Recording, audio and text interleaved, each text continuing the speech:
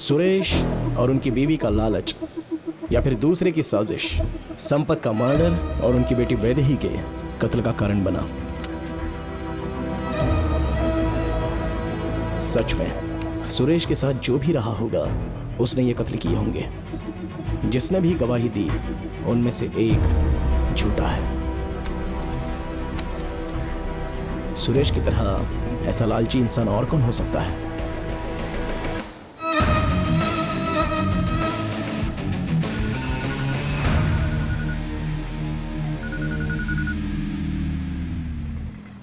Hello Shiva. हाँ बोलो। 1977 N5 police station में रंजन नाम का एक इंस्पेक्टर था। उसके बारे में सारी डिटेल्स मुझे चाहिए। ठीक है, मिल जाएगा। थैंक्स। लाइसेंस साइड में चलो, साइड में। चलो निकलो। Thank you sir. हेलो। शक्ति, रंजन सर के बारे में डिटेल्स पूछी थी ना? हाँ। सर्विस से रिजाइन किए हुए उन्हें 35 साल हो गए हैं, पर पेंशन लिस्ट में उनका नाम अभी तक नहीं है। देखो, मैं डिपार्टमेंट की फोटो की आईडी तुम्हें अभी भेज रहा हूँ। हाँ, उसको हटाओ। चलो तुम निकलो। चलो। क्यों सर, क्राइम की प्रैक्टिस हो रही है?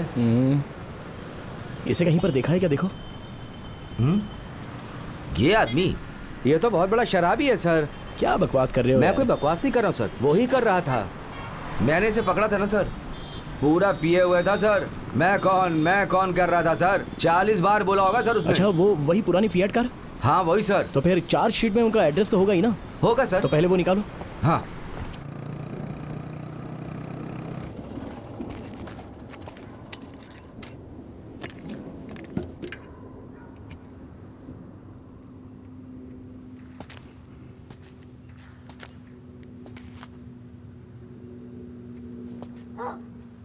सर, कोई है क्या यहाँ? Hello sir.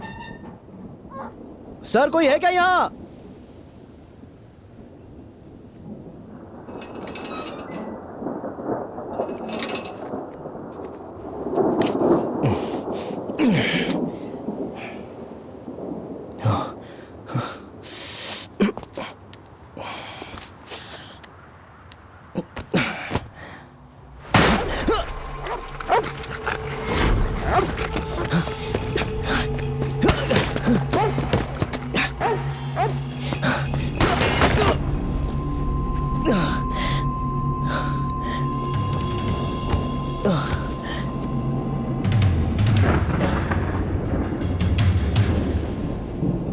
कौन है रे तू? हाँ, कोई नया लगता है।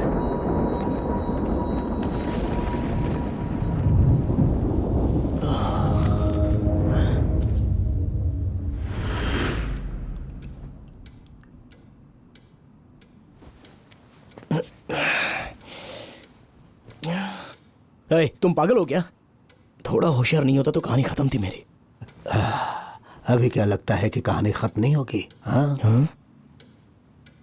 क्या उखाड़ रहा था वहां? सर, मेरा नाम शक्ति है। शक्ति हो या शिवम हो, मैं जो पूछ रहा हूं उसका जवाब दो। सर, 1977 में आर्कियोलॉजिकल डिपार्टमेंट में सुरेश नाम के एक आदमी ने एक बहुत ही बड़ी चोरी करके साथ में काम करने वाले संपत का कत्ल करके अपने परिवार के साथ गायब हो गया है, ऐसी आपने रिपोर्ट फाइल की थी। सर, आपने ही इस केस की इन्वेस्टिगेशन की थी। ये केस फाइल पढ़ने के बाद मुझे पता चला, सर, गुमशुदा हुआ वो परिवार फिर से मिल गया है, ऐसा लग रहा है। सर, मेट्रो काम की खुदाई के वक्त वहाँ हड्डियाँ मिली हैं, वो सुरेश के परिवार की ही होंगी, ऐसा मुझे शक हो रहा है। सर, उस केस को क्लोज करके लगभग 8 साल के बाद भी ऐसा लग रहा है कि मई 27, 1995 कोई एक एविडेंस मिला था सर। उसके बाद उस केस को रीओपन करना है, ऐसा आपने खुद ही कहा था। सर, मई 27 को ऐसा क्या एविडेंस मिला था सर? क्योंकि केस फाइल में ऐसा कुछ भी नहीं है एंड उस फैमिली का डीएनए टेस्ट नहीं होने के कारण उसमें मैच करके देखने को नहीं मिला सर। अब खुदाई करते वक्त मिली हुई सारी हड्डियां उसी फैमिली की हैं, ऐसा कंफर्म करने के लिए आपको मिला एविडेंस मिल जाए तो बहुत ही यूजफुल होगा। So please sir.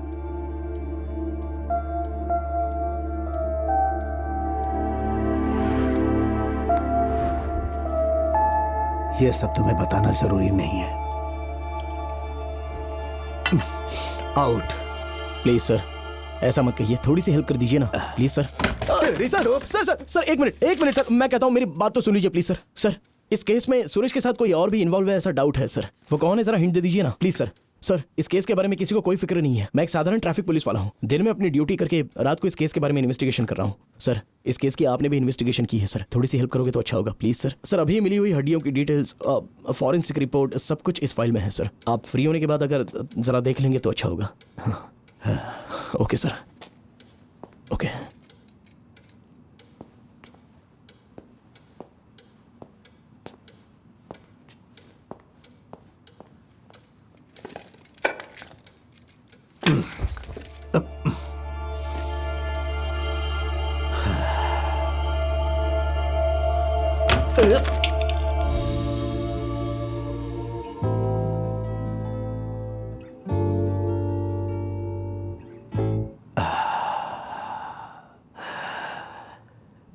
ये कैसी जिंदगी है मेरी। रुक जा, अगर दोबारा इस तरफ आया ना तो फिर तुझ में और उन हड्डियों में कोई फर्क नहीं रहेगा।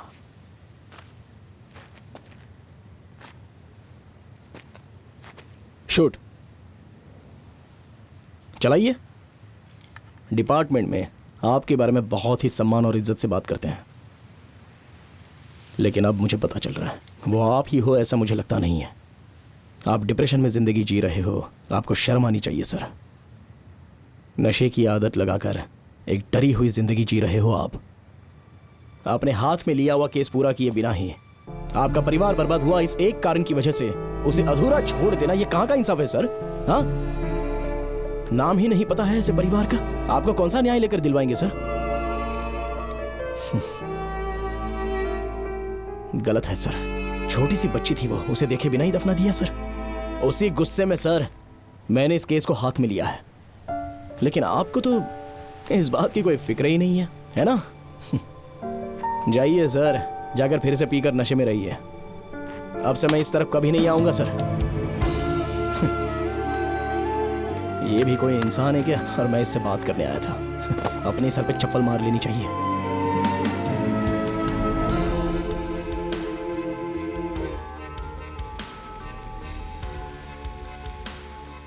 आपके जैसे पुलिस ऑफिसर का रिटायरमेंट तो होता ही नहीं।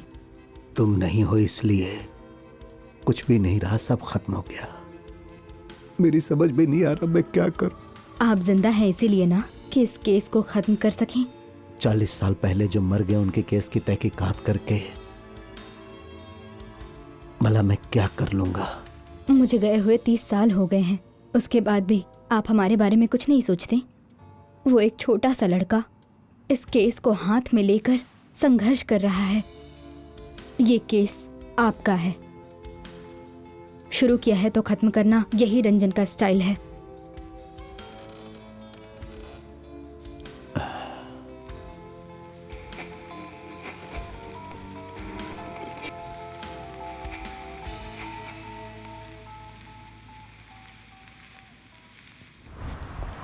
सर थोड़ा उधर देखिए, कौन आया हुआ है सर?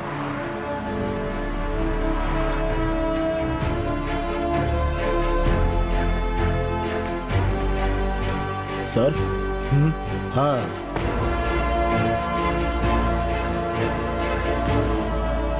एक सिंसियर पुलिस ऑफिसर को एक ओपन किए हुए केस फाइल को खत्म करने के बाद ही सुकून मिलता है, लेकिन सारे केस एक जैसे नहीं होते। कुछ केस भूत के जैसा पीछा करके सताते हैं, इस केस के जैसा।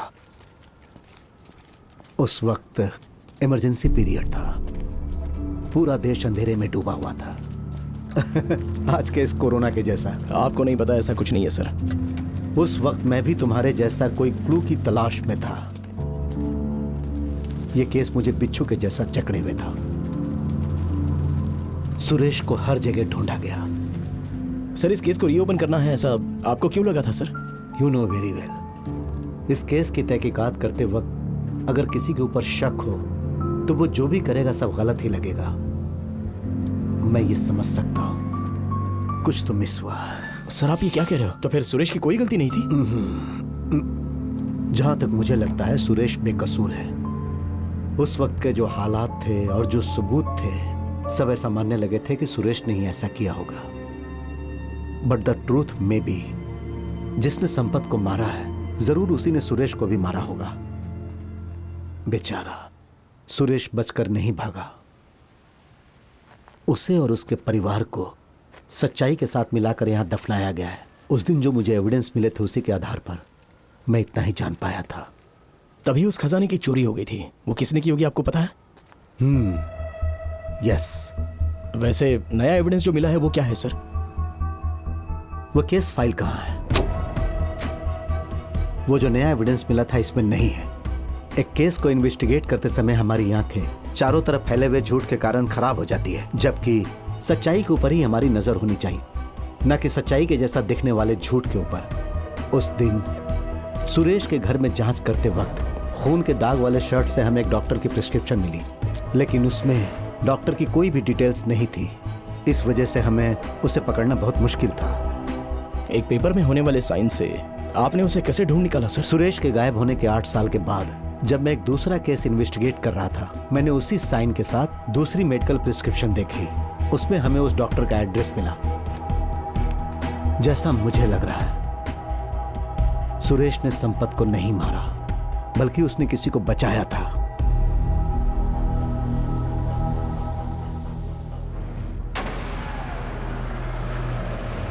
सर!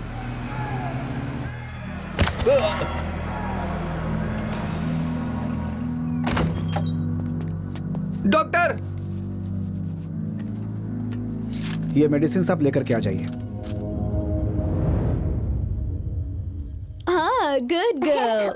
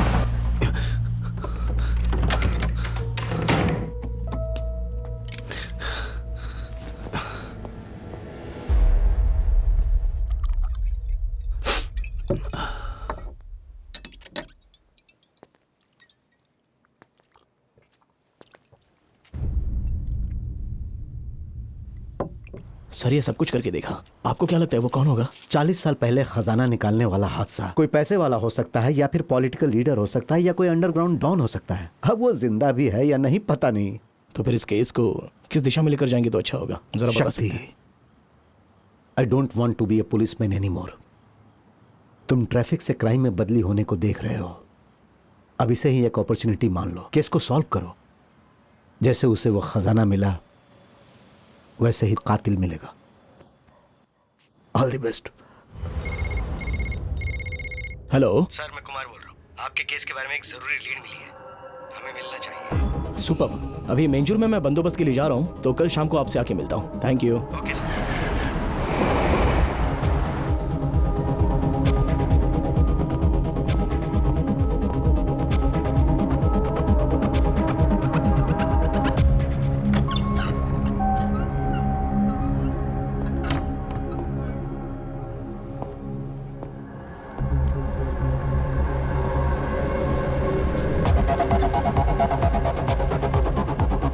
स्वाति, पापा कहाँ है जानती हो? मैं काफी देर से उनका फोन ट्राई कर रहा हूँ लेकिन स्विच ऑफ आ रहा है। पापा घर पर नहीं है, कल ऑफिस गए थे और अब तक घर नहीं आए। क्यों, कुछ हुआ है क्या? नहीं नहीं, ऐसा कुछ नहीं है, लेकिन फोन स्विच ऑफ आ रहा है ना, इसलिए मैंने पूछा। उधार देने वालों के पास जवाब ना हो तो कुछ देर के लिए अपना फोन स्विच ऑफ कर लेते हैं। अच्छा, वैसे हाल ही में उनमें कोई बदलाव देखने मिला? हाँ, बदलाव कहूँ तो आप जब से उन्हें मिले हैं उसके बाद उन्हें एक कवर स्टोरी मिली है जिससे उनकी ज़िंदगी बदल सी रही है। ऊपर से वो हीरोइन रम्या के बारे में कोई क्लू मिला है उन्हें, और उनका इंटरव्यू लेने जा रहे हैं ऐसा कहा उन्होंने।